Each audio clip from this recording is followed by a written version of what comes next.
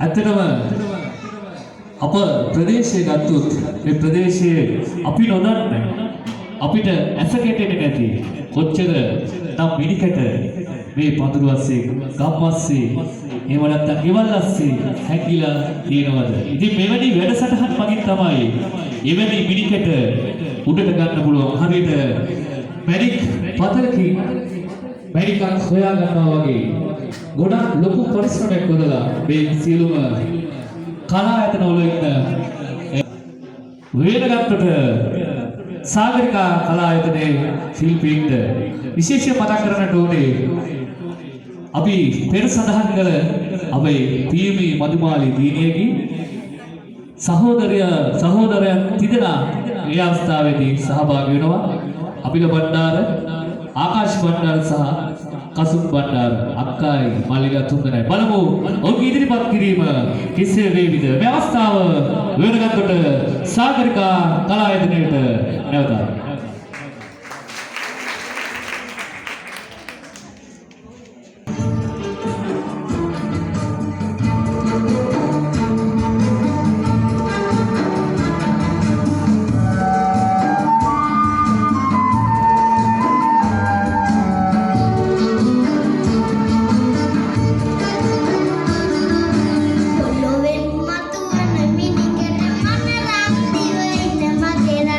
Mama,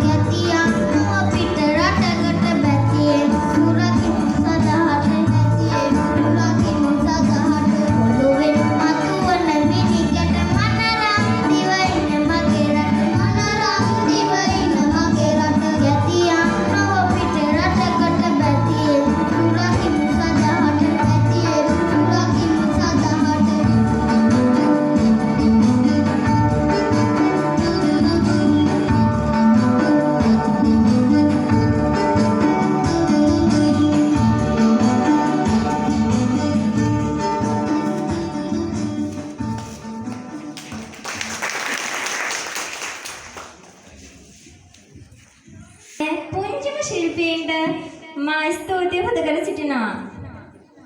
හොඳයි. එහෙනම් මේ ඊළඟ සූදානම